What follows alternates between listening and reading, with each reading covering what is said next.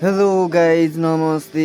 आज हामी चाहिँ होममेड इक्विपमेन्टबाट चाहिँ यो अन्डा कोरल्ने मेसिनबाट चाहिँ चल्ला निकाल्ने तयारीमा छौँ। आज हामीले यो पार्ट 1 देखि पार्ट यो चल्ला ननिस्किउन्जेलसम्मको हामीले भिडियोलाई अपलोड गर्नेछौँ।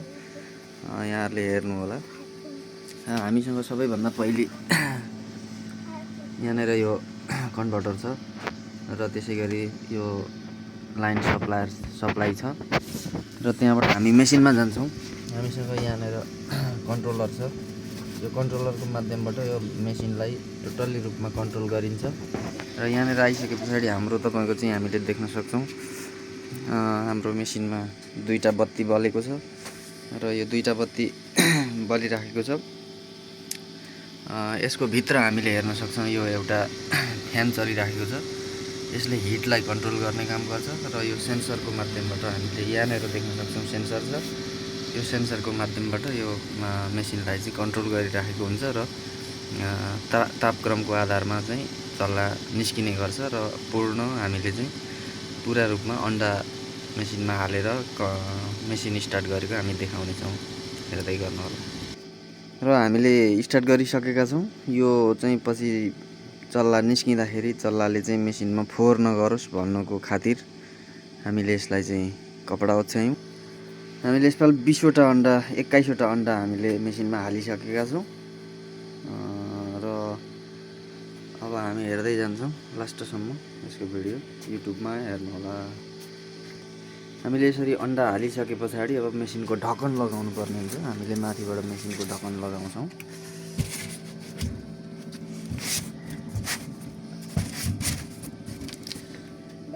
तपाईहरुले देख्नुहुन्छ मेसिनको ढक्कन लगाइसके पछाडि यो सेन्सरले भित्रबाट कसरी काम गर्छ भनेर हामी हेर्न सक्छौँ।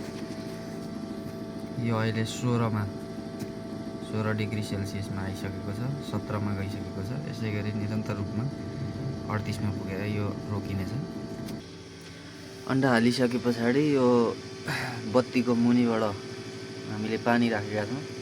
यो पानीले अक्सिजनलाई उत्पादन गर्ने काम गर्छ, अक्सिजन उत्पादन गर्ने काम गर्छ र यसले चाहिँ तापलाई कन्ट्रोल गर्ने काम गर्छ सेन्सरको माध्यमबाट। यो अहिले 29मा पुगिसकेको छ। अहिले 34मा पुगिसकेको छ। 38मा पुगे पछाडि लक हुन्छ र हामीलाई चाहिने तापक्रम भनेको अन्डालाई चाहिने तापक्रम भनेको 38 39 37 38 37 38 37 38 मात्रै हो। अब सेन्सरले कसरी काम गर्छ हामी देखाउँछौँ तपाईलाई। हामीले देखिरहेका छौँ अहिले 36.8 डिग्री सेल्सियस भइसकेको छ।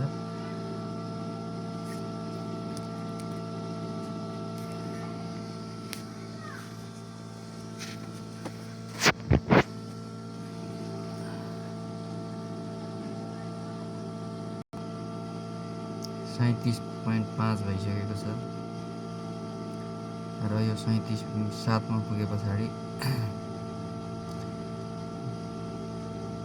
रोकिन्छ देख्यौँ हामीले र यसलाई तपाईको चाहिँ हिट मेन्टेन गर्ने हो र यो सेन्सरले भित्रबाट काम गरिराखेको छ। हामीलाई अन्डालाई चाहिने तापक्रम जति हो त्यसैलाई तपाईको चाहिँ मेन्टेन गरेर गरिरहन्छ। 37.1 देखि 37.7 सम्मको हिट तपाईको चाहिँ यसलाई आवश्यक पर्ने भएको कारणले गर्दाखेरि यसै गरी हुने गर्छ र हामीले लास्टमा फाइनल्ली चल्ला कसरी निस्किन्छ त्यो पनि हामीले देखाउनेछौँ अर्को